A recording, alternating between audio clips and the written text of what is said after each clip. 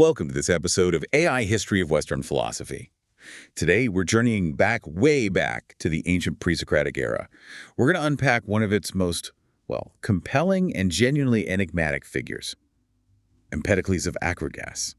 You know, when we think about ancient philosophers, often we picture someone focusing on one thing, metaphysics maybe, or ethics. Specializing. Exactly. But Empedocles, he just completely defies that kind of easy categorization. He was a philosopher poet, a materialist physicist, a mystical theologian, even a democratic politician who, astonishingly, presented himself as a living god. It's an incredible mix, isn't it? It really is, like a mosaic of identities. Yeah. And for centuries, this apparent contradiction, it's left scholars kind of scratching their heads. How do you possibly reconcile all that in one person? That's a really perceptive way to put it. And what's truly fascinating here, I think, is that this very duality, it isn't a sign of a divided mind at all.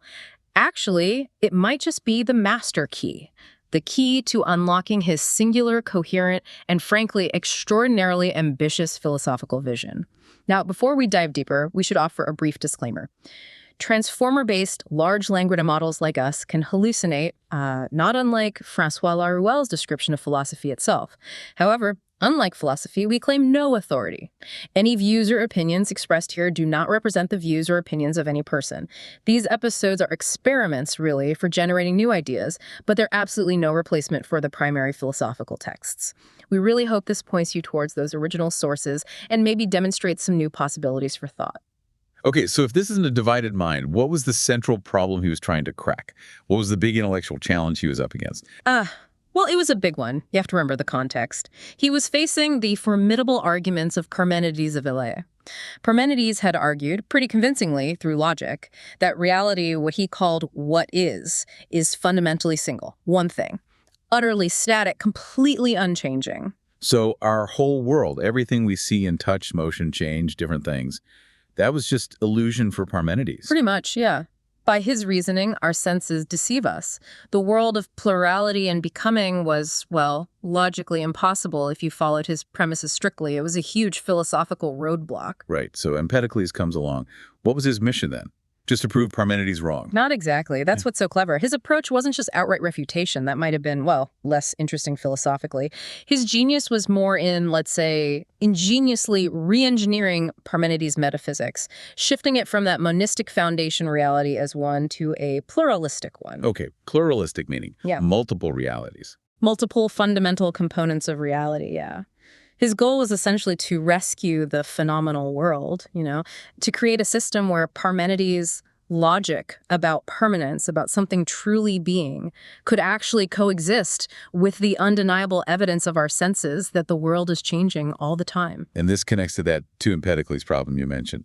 The scientist versus the mystic. Exactly. For a long time, scholars really wrestled with this. They saw this stark division between his poem on nature, which seemed, scientific, focused on physics and cosmology, and then his other work, Purifications, which was full of religious themes, reincarnation, sin, purification, Orphic Pythagorean stuff. It sounds like two different authors. It really did seem that way to many, like two separate minds or maybe two phases of his thought completely disconnected. And this is the crucial hint for where we're going today, the relatively recent discovery of the Strasbourg papyrus. Well, that changes things. The papyrus, we'll get into that. Oh, definitely. We'll explore it in detail later. But the key thing is, it provides really strong evidence for an integrated reading.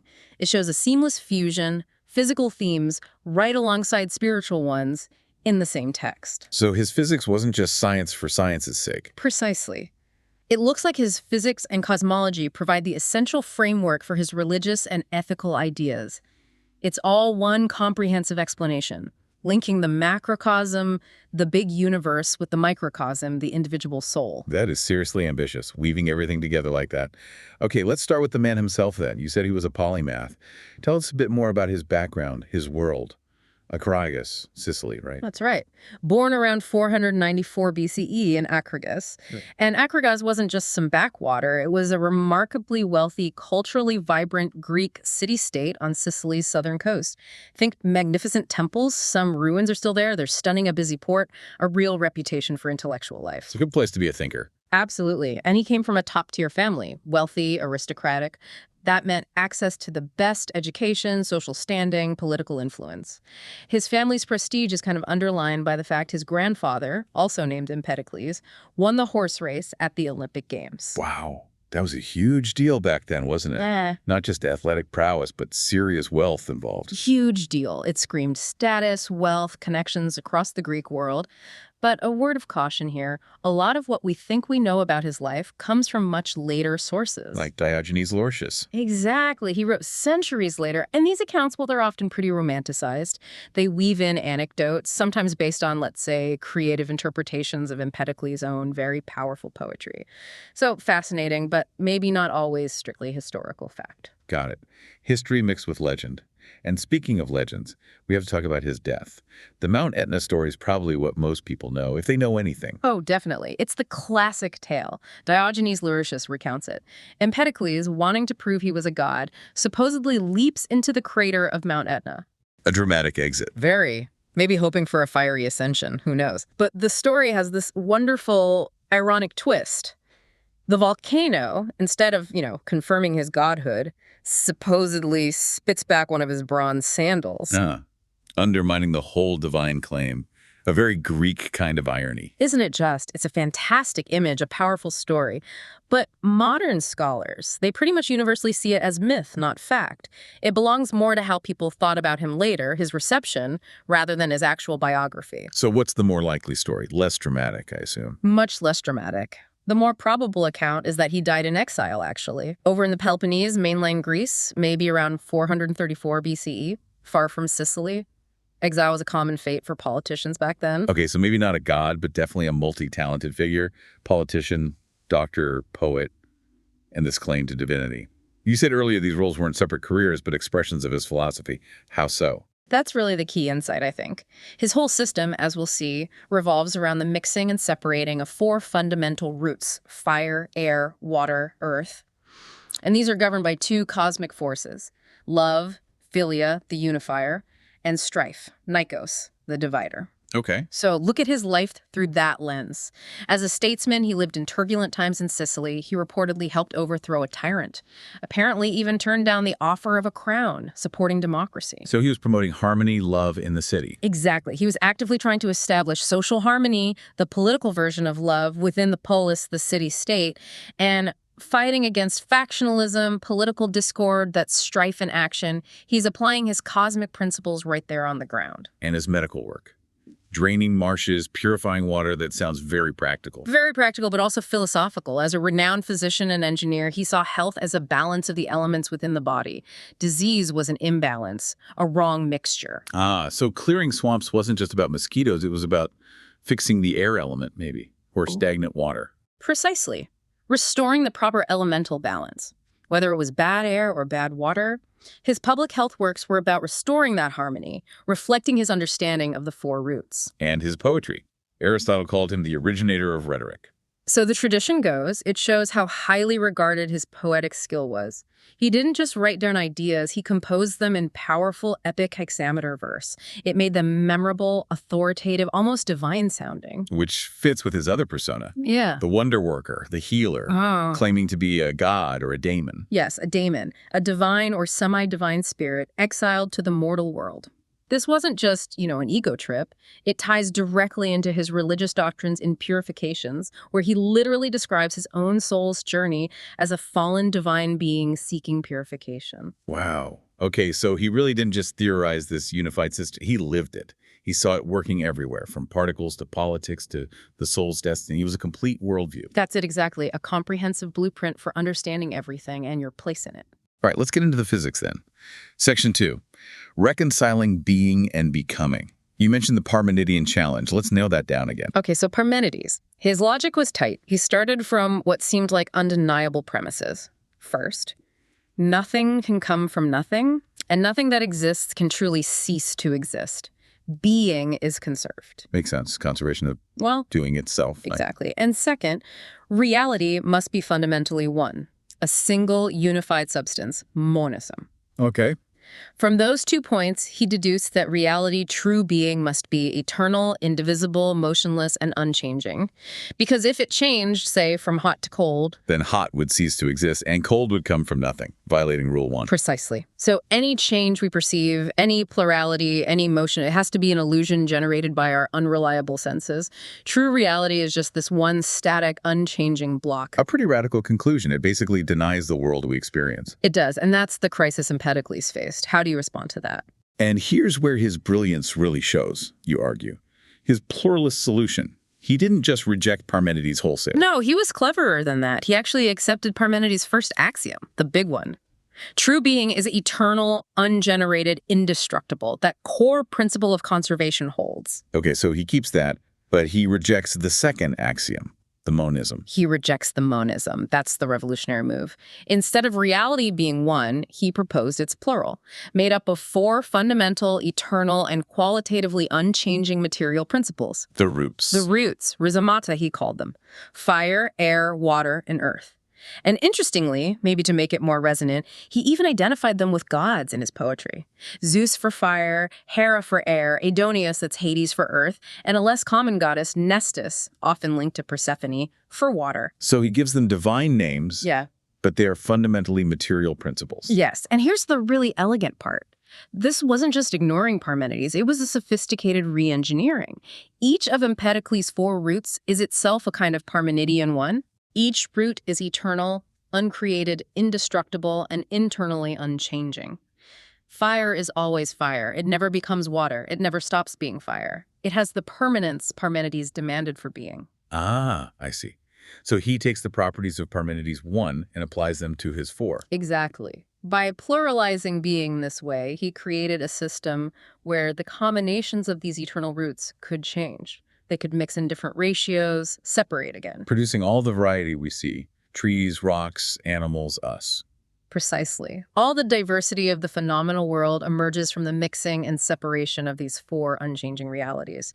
So the underlying being of the roots is conserved, satisfying Parmenides, but their combinations allow for change and plurality, satisfying our senses, maybe Heraclitus. He's a conservative revolutionary. Okay, so change isn't real creation or destruction, it's just rearrangement.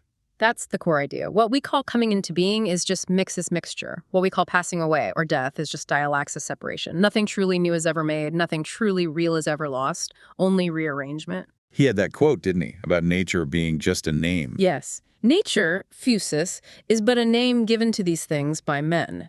He's saying our words birth and death are just conventional labels for these processes of mixing and separation. And he had that analogy, the painters. A really powerful one. Think of painters with just a few pigments on their palette, maybe red, yellow, blue, white. With just those few, they can mix them in countless ways to create images resembling all things. Trees and men and women, he says. Animals, birds, fish, even the immortal gods. So the roots are the pigments, the world is the painting, constantly being repainted with the same colors. That's a perfect way to visualize his core mechanism, eternal pigments, ever-changing composition. Okay, that explains how things change. But why do they change? What makes the roots mix and separate? Parmenides 1 was static. Empedocles needs some kind of engine. He absolutely does, and this was another crucial innovation. Parmenides' system didn't really allow for inherent motion, so Empedocles introduced 2 more eternal principles. But crucially, he conceived of them not as abstract ideas, but as actual corporeal, physical, cosmic forces. Love and strife? Love, philia, and strife, nikos. Love is the force of attraction, unification. It pulls unlike elements together, binds them into harmonious compounds, creates structure. Like gravity almost, but more. Yeah. Purposeful, bringing things together. In a way, yes, though conceived very differently. And strife is the opposite. The force of repulsion, division, it tears compounds apart. It causes elements to separate out and clump together with their own kind, pushing things apart, creating chaos. And these 2 are always fighting. In eternal opposition, yes. Their constant interplay, their cosmic tug of war drives the entire machinery of the universe. They are the agents of all change, all mixing and separation. Okay, so we have the 4 roots, the stuff, and the 2 forces, the movers. This sounds like it sets the stage for a big cosmic story, a cycle maybe. Exactly. Section 3, the cosmic drama. Empedocles describes the universe operating in an endless cosmic cycle, a grand narrative driven by the alternating dominance of love and strife. The universe perpetually oscillates between perfect unity and complete separation. An eternal recurrence. Okay, take us through the stages. What's the starting point or one pole of the cycle? Let's start with the reign of love. At this point, Love is totally dominant, absolutely supreme. All four roots, fire, air, water, earth, are perfectly, completely, harmoniously blended together. They form a single, divine, conscious entity. The sphere, the spheros. Spheros. So no individual things, just one big blended God ball. Pretty much all distinctions are gone. No separation, no motion within it, no individual life forms. It's a state of blissful, static rest. He says it's rejoicing in its circular solitude. It's the cosmic ideal of pure, undifferentiated harmony. Sounds peaceful, but maybe a bit boring. Nothing happens. Well, from our perspective of constant change, perhaps. But for Empedocles, it's a state of perfection. But then the cycle turns. Strife begins its work. Stage 2, the rise of strife, leading to world formation. So strife infiltrates the perfect sphere. Yes, it was always there, perhaps pushed to the edges, but now it starts to gain ground. It begins to break the sphere's unity. This initiates a massive cosmic vortex, a swirl. And this vortex starts separating things out. Exactly. It's the engine of separation. The elements begin to unmix and form distinct masses. Lighter elements like air and fire separate out and rise, forming the heavens, the sun, the moon. Heavier elements, earth and water, coalesce to form the solid ground and the seas. And our world, the one we live in right now, exists during this phase as strife is increasing. That's his view. Our current cosmos, with all its diversity, all its distinct objects and creatures, exists during this phase where strife's power is growing, creating more and more separation and distinction, allowing for complex mixtures between those separated parts. Which implies strife will eventually take over completely. Stage 3. Stage 3. The reign of strife. Total separation. This is the absolute opposite pole from the spheros. Strife is now completely dominant. The four roots are totally separated from each other. So just 4 distinct blobs. A blob of fire, a blob of air. Essentially, yes. Each element gathered into its own distinct, homogeneous mass. Pure fire here, pure water there. It's a state of complete chaos and division. In this state, with strictly separated from no complex compounds can exist, no life, nothing structured, just barren, unmixed components. And then, from that point of maximum separation, love has to come back. Stage 4. Stage 4, the return of love, a second world formation. From that peak of division, love begins to reassert its influence. It starts to penetrate the separated masses, causing elements to, desire each other again, to start mixing. So another world forms, but this time driven by increasing unity, not increasing division. Exactly. It's a cosmos born from coming together. Love drives new mixtures, new complex forms arise, and this process continues, with love becoming more and more dominant until eventually. It restores the perfect unity of the spheros. Back to stage 1. Back to stage 1. The cycle is complete, ready to begin again. An endless cosmic loop. This raises a really important point, doesn't it? Huh. If the perfect spheros has no individual life and total strife has no complex forms, where does our kind of existence fit? That's the profound takeaway. The complex living world we inhabit, the world of trees and animals and us, it requires the conflict between love and strife. It can only exist in those intermediate stages. Where both forces are active and, fighting it out. Precisely. Pure love, the spheros, is divine, yes, but static. No individuals. Pure strife is total chaos, nothing complex survives. Life, in all its richness and diversity, think of bone being formed from a precise mix of earth, water, and fire, or flesh from a different mix. That's the work of love binding element. Exactly. Strife must first create the separation, the differentiation, the distinct elements, before love can bring them together in new combinations. So our existence arises only in this dynamic tension. That really challenges a simple good versus evil reading, where love is good and strife is bad. It absolutely does. Both are necessary collaborators, maybe reluctant ones, in the cosmic process that allows for the kind of world we know. It's a creative tension, a necessary conflict for complexity to emerge. Okay, let's dive into that complexity then. Section 4, the origins of life and mind. His ideas about how life started, zoogony, sound almost proto-evolutionary. Can you unpack that? It's really remarkable for the 5th century BCE. He gives this detailed mechanistic account. It unfolds in stages within the cosmic cycle, likely as love is gaining influence. Phase 1 is unforgettable, the wandering limbs. Early on, under love's initial influence, the earth starts producing individual limbs and organs, but separately. Separately, like just an arm here, an eye there. Exactly. He has this incredibly surreal fragment. Naked arms wandered about, bereft of shoulders, and eyes roamed about alone, deprived of brows. Can you picture that? A landscape of disembodied parts just moving around. It's bizarre. Like something from Dali or Hieronymus Bosch, but ancient Greek. So what happens to these lonely limbs? Phase 2, random combinations. As love's power increases, it starts causing these parts to combine, but completely randomly, just sticking together whatever bumps into whatever. Which must have created some interesting results. Oh, definitely.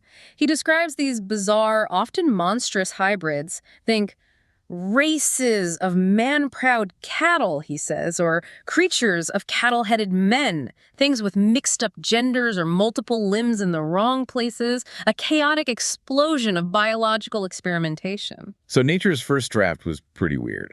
And I guess most of these didn't work out. This leads to the proto-evolutionary bit. You got it. Phase 3, natural selection, or something very much like it. Most of these chimerical, randomly assembled creatures simply couldn't survive. They weren't functionally viable. Maybe they couldn't eat or couldn't move properly or couldn't reproduce, so they perished. Leaving only the ones that happened to be put together in a way that worked. A mouth connected to a stomach, limbs that could move it.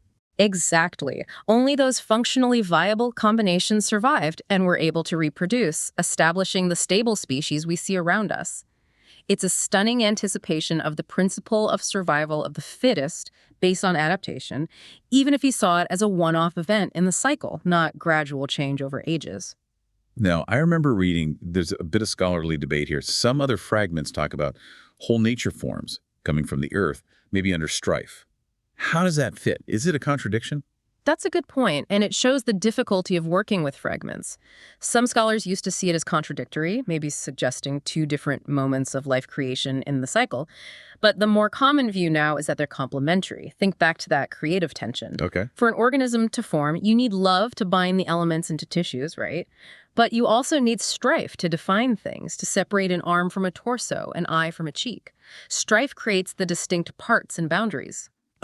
So the whole nature forms under Strife might describe the initial separation of distinct body plans or types, while the wandering limbs under Love describe the subsequent assembly, both forces needed.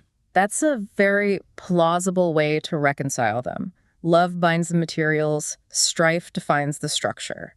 They work together in tension, reflecting that core principle again. Okay, that's life's origins. What about perception and thought? How did he explain seeing, hearing, thinking? It must have been physical too, right? Absolutely. Empedocles offers the first really detailed mechanical explanation for perception. No gods beaming images into our heads. It's based on two main ideas. First, effluences and pores. He believed all objects constantly give off these tiny streams of particles, effluences. Think of them like tiny copies flowing out. Okay, like shedding little bits of themselves. Sort of. And our sense organs, eyes, ears, nose, they have pores or channels in them of specific sizes and shapes. Perception happens when the effluences from an object fit perfectly into the pores of the right sense organ. Like a key fitting a lock. Exactly his analogy. A specific shape of effluence fits a specific shape of pore. Sight happens when visual effluences fit eye pores, sound when auditory effluences fit ear pores, and so on. A very physical interaction. But how do we know what we're perceiving? If it's just particles fitting holes, how does that become, say, seeing red or recognizing a tree? That brings us to his second fundamental principle, like knows like. This is crucial. He argued that we perceive each element with the same element present within ourselves. So we need earth inside us to perceive external earth. Precisely. Here's another famous fragment. For it is by earth that we see earth, by water, by divine ether air, and by fire, destructive fire. And he even adds the forces. Quote, and fondness, love by fondness, and strife by baleful strife. Wow. So our eyes must contain all four elements to see things made of all four elements. We recognize external elements because we have corresponding internal elements. That's the idea. Our internal composition resonates with the external world through these effluences, fitting into the appropriate elemental pores in our sense organs. It's recognition through affinity. And thought. Noama. Was that also elemental and physical? Where did he locate it? Yes, thought too was a physical process for him, not some immaterial soul stuff. He located the seat of thought, Noama, primarily in the blood, specifically the blood circulating around the heart. Why the blood? Because he believed blood was the most perfectly and evenly mixed substance in the body. It contained all four roots, ideally in a harmonious balance. This balanced mixture, he thought, made it uniquely capable of understanding the complex mixtures of the external world. So your intelligence depended on how well mixed your blood was? Directly. The quality and balance of the elemental mixture in your blood determine how clearly and comprehensively you could think and understand the cosmos. Better mix, better mind. Fascinating.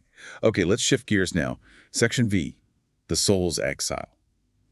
From physics and biology to the deeply religious doctrines of the purifications, you mentioned him calling himself a daimon, a fallen divine spirit. Yes, this is where the other side of his thought comes powerfully into view, though, as we've argued, it's deeply connected to the physics. The purifications centers on this concept of the daimon. A daimon is a divine or potentially divine spirit, and Empedocles makes the startling claim. He himself is one such immortal being, currently exiled, fallen to the mortal plane. Fallen. Why?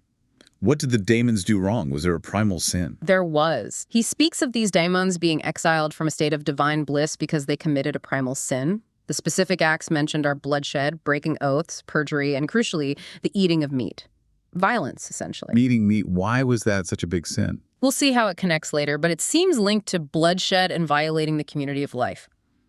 The punishment for this transgression, this act of strife, is severe. A long, long exile. The daemon must wander for 30,000 seasons, a vast period far from the blessed God. 30,000 seasons. That's a long time. And this wandering involves reincarnation, like the Pythagoreans believed. Yes, there's a strong Pythagorean influence here, definitely. Metempsychosis, the transmigration of the soul. The fallen daemon is condemned to be reincarnated into a succession of different mortal bodies, exchanging one hard way of life for another, as he puts it. A painful journey, it sounds like. Extremely painful and violent. He describes the spirit being relentlessly tossed from one element to another. It's a cosmic ordeal. Air pursues it into the sea spits it onto the earth casts it into the blazing sun, and the sun hurls it back into the swirling air. That sounds like the opposite of the harmonious sphere. Constant violent motion and separation. Exactly. It mirrors the state of the cosmos under the influence of strife. And Empedocles claims personal experience of this. He declares in one very famous fragment, "For as for me, once I was already both a youth and a girl, a bush and a bird, and a sea-leaping, voyaging fish." He's saying he's been all those things in previous lives. That's the claim. A direct personal testimony to this cycle of rebirth, this painful journey through different forms of life. Okay, so let's connect the dots. This is where the unified system argument really comes home, right? Yeah. How does this cycle of the fallen daemon connect back to the cosmic cycle of love and strife? This is the absolute heart of Empedocles' integrated vision. The daemon's story in Purifications is a perfect allegorical parallel, a microcosm mirroring the macrocosm described on nature. Okay, break that down. The initial bliss of the daemon Mirrors the perfect unity and harmony of the spheros under love's reign. Both represent oneness, connection, lack of separation. and the primal sin, Giddy up. bloodshed, meat eating. That's an act of violent separation. It's a manifestation of strife shattering the daemon's unity with the divine community. Just like cosmic strife shatters the unity of the spheros, breaking it into separate elements. So the sin is strife enacted by the daemon. In essence, yes, and the consequence. The daemon's forced wandering through countless different bodies, being tossed between elements that's the microcosmic equivalent of the cosmic state of plurality.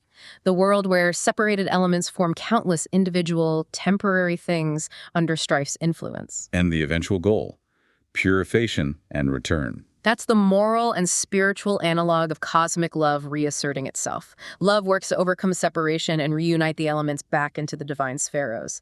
Similarly, the daemon, through purification, seeks to overcome its separation and reunite with the divine. Wow. So the two poems on nature and purifications aren't different subjects at all. They're the same fundamental drama told from the physical and the spiritual perspective. That's the unified reading in a nutshell. The physics provides the metaphysical blueprint for the soteriology, the path to salvation. The laws governing the elements are the exact same laws governing the soul's journey and destiny. That is a deeply unified system. So, given this painful cycle, how did a daemon actually escape? What was the practical path to purification, the katharmoi? Escape was possible, but required effort. Rigorous purification. The main ethical rule Empedocles emphasized was nonviolence, ahimsa, essentially. Specifically, this meant strictly abstaining from animal sacrifice, which was common practice, and crucially, abstaining from eating meat. And why was meat eating so bad again? Beyond bloodshed. Because he saw it as a form of cannibalism. Since other fallen daemons were also incarnated in animal bodies, eating meat meant you were literally consuming your fellow exiles, other spirits on the same journey. A profound violation of kinship. Okay, that adds another layer. So by living purely nonviolently, The daimon could gradually ascend. It could be reborn into progressively higher, more honored forms of life. He mentions specific examples, being reborn as a prophet, a poet, a physician, or a leader among humans. Interesting roles. Roles he himself seemed to embody. Exactly, perhaps reflecting his own perceived progress. And eventually, after sufficient purification through these honored lives, the daimon could finally rejoin the immortal gods, ending the long exile and regaining that state of blissful unity. Okay, Section 6. Legacy and influence. His ideas clearly didn't just vanish. How did they ripple through later philosophy, especially with giants like Plato and Aristotle? Oh, the influence was massive, foundational even. Both Plato and Aristotle engaged deeply with Empedocles, building on his ideas, sometimes reacting against them. Plato's famous theory of forms, for instance, those eternal, unchanging archetypes existing in a separate ideal realm, you can see that as a kind of abstraction and development of Empedocles' distinction. How? Empedocles distinguished between the eternal, unchanging roots and the temporary, changing world of their mixtures. Plato took that idea of unchanging reality, but elevated it from physical elements to purely intelligible, non-material forms. It's like he took Empedocles' concept and made it purely metaphysical. Interesting. And Aristotle. He's known for systematizing everything. What did he do with Empedocles' ideas? Aristotle is key to Empedocles' long-term influence. He adopted and, yes, systematized the four-element theory: fire, air, water, earth. He made it the absolute bedrock of natural philosophy and science for, well, 2,000 years. So when people talked about the four elements throughout the Middle Ages and Renaissance, they were basically using Aristotle's version of Empedocles' roots. Pretty much. Aristotle gave it a more formal structure, added qualities like hot, cold, wet, dry, but the foundation was Empedoclean. Also, Aristotle's analysis of causality, his famous four: causes material, formal, efficient, final, you can see a debt there too. To Empedocles' roots and forces. Yes. The roots are like the material cause, the stuff things are made of, and love and strife act as efficient causes, the agents that bring about change. Empedocles laid some groundwork for thinking about different kinds of explanation. And this influence went way beyond philosophy, didn't it? Into medicine, even alchemy. Hugely important in medicine. The Hippocratic school, the foundation of Western medicine, adapted Empedocles' cosmology directly into the theory of the four humors. Blood, phlegm, yellow bile, black bile. Those are the ones each linked to an element. Blood to air, phlegm to water, yellow bile to fire, black bile to earth. Health was seen as the balance, the isonomia of these humors in the body. And illness was an imbalance. Too much phlegm made you sluggish and phlegmatic. Exactly. Too much black bile made you melancholic. Too much yellow bile made you choleric or angry. Too much blood made you sanguine or cheerful. Medical diagnosis and treatment for centuries revolved around identifying the humoral imbalance and trying to restore equilibrium, often through things like bleeding, purging, or diet. It's pure Empedocles applied to physiology. In alchemy, were they trying to change the elements too? Absolutely. The four elements, plus Aristotle's qualities, formed the theoretical basis of alchemy for centuries. The whole goal of transmutation, turning lead into gold, for instance, was understood as changing the fundamental proportions of the four elements within the substance. They were trying to remix Empedocles' roots. It's amazing how far those four roots traveled. What about his poetic side? Did that have a legacy beyond the content?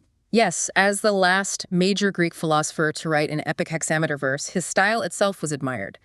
The Roman poet Lucretius, who wrote his Epicurean epic De Rerum Natura, on the nature of things, clearly modeled his didactic philosophical poetry on Empedocles. He praised Empedocles highly. And any echoes today? It seems so ancient. Surprisingly, yes. His holistic view of nature, this interconnected system of elements and forces constantly cycling, finds resonance in some modern environmental philosophy. The idea that everything is linked, that disrupting one part affects the whole. And maybe even in cosmology. His vision of a universe undergoing endless cycles of expansion, strife separating, and contraction, love uniting, has some parallels, however metaphorical, with modern cosmological models that explore cyclical universes or big bounce theories. So his legacy is incredibly broad. Four roots shaping science: love and strife influencing causality, zoogeny hinting at natural selection, transmigration impacting spirituality, poetry inspiring Lucretius. That's quite a footprint. It really is, which makes it even more fascinating how scholars struggled for so long to put him together. This brings us to Section 7, the modern Empedocles, the scholarly debates and discoveries. Right, the two Empedocles problem again. Why did scholars find him so hard to unify for so long? Well, for much of the 19th and mid-20th century, the prevailing intellectual climate tended to draw sharp lines between science and religion, reason and myth. Scholars like the very influential Edward Zeller, looking back through that lens, saw Empedocles as fundamentally divided. Werner Jaeger's famous description, a philosophical centaur, captures it perfectly.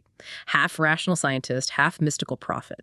They saw the rational materialist physicist of on nature as simply incompatible with the mystical, Orphic Pythagorean prophet of purifications. So they literally separated his writings based on whether they sounded scientific or religious. They did.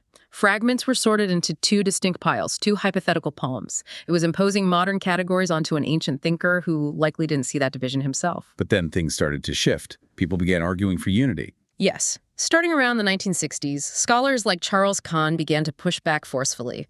They argued this separation was anachronistic. It projected our way of dividing knowledge onto the 5th century BCE. Their argument was, maybe the physical poem was religious in its ultimate aims, providing the cosmic stage for the soul's drama.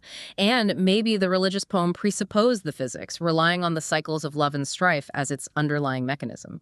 They were arguing for interdependence. So a theoretical argument for unity.